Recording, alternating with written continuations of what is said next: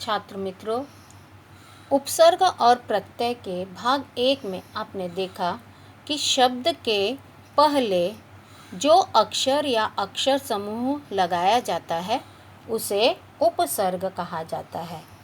अब हम देखते हैं कि प्रत्यय किसे कहा जाता है।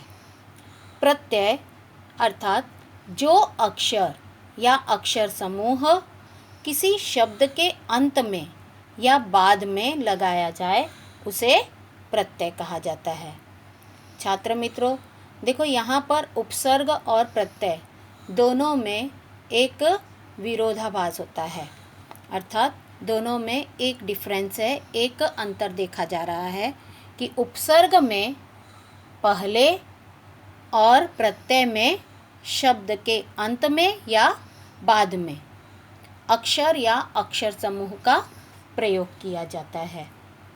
तो छात्रों, प्रत्यय किसी भी शब्द के अंत में लगाए जाने वाले अक्षर या अक्षर समूह को कहा जाता है। प्रत्यय को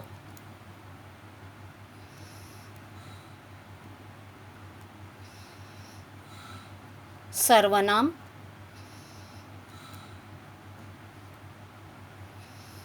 क्रिया,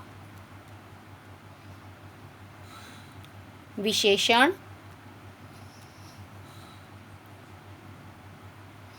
या संज्ञा में लगाया जाता है। अर्थात प्रत्यय किसी सर्वनाम, क्रिया, विशेषण या संज्ञा के अंत में लगाया जाता है। जैसे कि उदाहरण के लिए देखिए, यहाँ पर शब्द है शत्रु। शत्रु जो है वह एक संज्ञा है। शत्रु के अंत में हम प्रत्यय लगाते हैं ता, तो शब्द बन जाता है शत्रुता। ठीक उसी तरह से बल, बल शब्द है। बल में अगर हम वान प्रत्यय लगा देते हैं तो शब्द बन जाता है बलवान। उसी तरह से अकेला, अकेला शब्द है, इसमें हम लगा देते हैं पन प्रत्यय, शब्द बन जाता है अकेलापन। इसी प्रकार से एक और उदाहरण देखिए, शब्द है व्यक्ति। व्यक्ति में प्रत्यय लगाते हैं तो शब्द बन जाता है व्यक्तित्व। दोस्तों, इसी तरह से मेरे पास और भी कुछ शब्द हैं। देखिए इन शब्दों को। अब इन शब्दों में हम यहाँ पर प्रत्यय को जोड़ करके नए शब्द तैयार करते हैं। देखिए यहाँ पर कुछ प्रत्यय दिए गए हैं और उन्हीं के सामने कुछ शब्द दिए गए हैं। इन शब्दों में हम इन प्रत्ययों का प्रयोग करके नए शब्द का निर्माण करेंगे। देखिए, ता प्रत्यय दिया गया है। ता प्रत्यय सुंदर शब्द के साथ में उसके अंत में जोड़ा जाता है, तो हमें शब्द मिल गया सुंदरता। ठीक उसी तरह से कोमल शब्द है। कोमल में उसके अंत में ता प्रत्यय लगा दिया, शब्द बन गया कोमलता। अगला देखिए, प्रत्यय है ई। ई अब ये स्वर है और आप सब जानते हो कि स्वर जो होते हैं वे मात्राओं को निर्मित करने में सहायक होते हैं। और यहाँ पर रेशम शब्द दिया गया है, तो रेशम में ई स्वर से हम बड़ी मात्रा लगाएंगे और शब्द बन जाएगा रेशमी। अगला शब्द है हंस। हंस में ई की बड़ी मात्रा लगाने से शब्द बन गया हंसी। अगला है आवट प्रत्यय। आवट प्रत्यय लिखना, यह एक क्रिया शब्द है। अब क्रिया शब्द में आवट का प्रयोग देखिए किस तरह से हो जाता है। लिखना से बन जाएगा लिखावट। ठीक इसी प्रकार से बनाना क्रिया है। तो बनाना क्रिया में आवट प्रत्यय लगा करके शब्द बनता है बनावट। अगला प्रत्यय है त्व। गुरु शब्द है, गुरु शब्द में त्व प्रत्यय लगा देने पर शब्द बन जाता है गुरुत्व। पुरुष शब्द है, उसमें त्व लगा दिए जाने पर बन जाता है पुरुषत्व। स्त्री शब्द है, उसमें त्व लगा दिया जाए तो बन गया शब्द स्त्रीत्व। अब है अगला वाला प्रत्यय। खिलौने शब्द है जो कि संज्ञा शब्द है, खिलौने में वाला प्रत्यय लगाते हैं, शब्द बन गया खिलौने वाला। दूध शब्द है, दूध यह एक संज्ञा है, दूध में वाला प्रत्यय लगा देने पर शब्द मिलता है दूध वाला। अगला है दार प्रत्यय। दार प्रत्यय दम शब्द में लगाते हैं तो शब्द बन गया दमदार। ठीक उसी तरह से समझ शब्द है, समझ में दार प्रत्यय लगाएंगे तो बन जाएगा समझदार।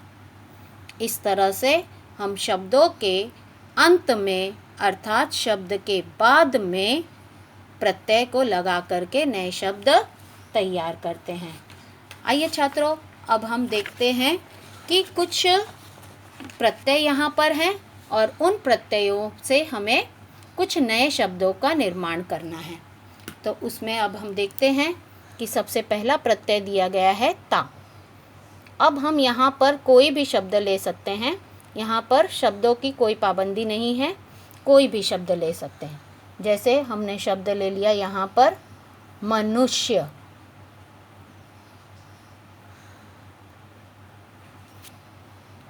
और मनुष्य शब्द में ता प्रत्यय को लगा देते हैं, शब्द बन जाएगा मनुष्यता। अब उसके बाद में अगला देखिए, यहाँ पर है इला। ईला प्रत्यय है, ईला प्रत्यय में हमें इसके साथ में एक नए शब्द का निर्माण करना है। हमने एक शब्द ले लिया रंग, रंग शब्द ले लिया। ई, बड़ी ई है तो यहाँ पर बड़ी ई की मात्रा का प्रयोग कर लेते हैं और आखिरी में लगा दिया ला, शब्द बन गया रंगीला।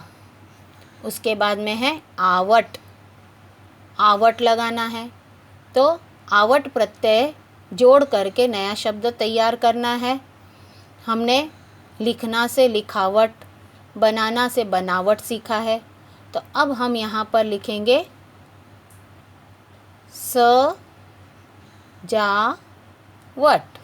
अर्थात सजाना से बन गया सजावट। अब उसके बाद में देखिए आहट है। आहट जो प्रत्यय है यह किसी क्रिया के साथ में आसानी से लग जाता है। जैसे कि चिल्लाना एक क्रिया है, चिल्लाना क्रिया में आहट लगा दिए जाने पर शब्द बन जाएगा चिल्लाहट। अगला प्रत्यय है वाला। आपने यहाँ पर खिलौने वाला, दूध वाला देखा ही था। अब हम लिखते हैं वाला में कपड़े, जोड़ देने पर कपड़े के साथ में बन गया कपड़े वाला। अगला है ईय प्रत्यय। अब ईय प्रत्यय के लिए हमने एक शब्द लिया है पर्वत। पर्वत में ईय को जोड़ेंगे, बड़ी ई है तो बड़ी ई की मात्रा का प्रयोग करेंगे और यह लिखेंगे तो बन गया पर्वतीय। अगला देखिए यहाँ पर है पन। तो पन के लिए यहाँ पर हम शब्द ले रहे हैं जैसे कि सूना। सूना मतलब वीराना जो होता है, सूना शब्द में पन लगा दिया जाए तो नया शब्द बन जाता है सूनापन। त्व, गुरुत्व, पुरुषत्व। ठीक उसी तरह से स्त्रीत्व, स्त्री लिखा उसमें त्व लगा दिया तो बन गया स्त्रीत्व। इक प्रत्यय, बच्चों इक प्रत्यय जो है यह थोड़ा सा कठिन होता है। इक में जैसे कि शब्द बन जाए कोई एक शब्द ले लीजिए, इतिहास। एक शब्द है इतिहास। अब इतिहास में देखिए शुरू में अक्षर है ई, छोटी ई है, और आखिरी में है स। इक प्रत्यय एकमात्र ऐसा प्रत्यय होता है जो कि शब्द में शुरू और आखिरी में परिवर्तन ला देता है। अर्थात इतिहास शब्द से इक प्रत्यय लगाने पर जो नया शब्द बनेगा वह होगा ऐतिहासिक। देखिए यहाँ पर ई जो है ए में कन्वर्ट हो गया और यहाँ पर स में ई की मात्रा लगाकर क को जोड़ दिया गया। इस तरह से इक प्रत्यय का प्रयोग इतिहास में किया जाता है। अगला प्रत्यय है पा। पा का प्रयोग करके हम शब्द बनाते हैं मोटा पा। अर्थात मोटा मूल शब्द है और इसमें हमने पा प्रत्यय लगा करके नया शब्द का निर्माण किया है। शब्द बन गया है मोटापा। अब देखिए बच्चों, अगला हम लोग यह सीखेंगे कि शब्द दिए गए हैं और इन शब्दों में से हमें प्रत्यय और मूल शब्द को अलग अलग कर देना है। अर्थात हम यहाँ पर से मूल शब्द यहाँ पर लिखेंगे और प्रत्यय को अलग करके लिख देंगे। देखिए यहाँ पर पहला शब्द है सब्जी वाला। सब्जी वाला में से मूल शब्द को अलग कर देने हैं। लिखेंगे हम सब्जी, और इसमें जो जुड़ा हुआ प्रत्यय है वह है वाला प्रत्यय, ये आ गया। उसके बाद में है दर्शनीय। दर्शनीय में मूल शब्द है दर्शन और प्रत्यय लगा हुआ है, उसमें बड़ी ई की मात्रा है, तो बड़ी ई की मात्रा को हम यहाँ पर बड़ी ई स्वर के रूप में लिखेंगे और य लगा देंगे। यह हो गया ईय प्रत्यय। उसके बाद में है अकेलापन।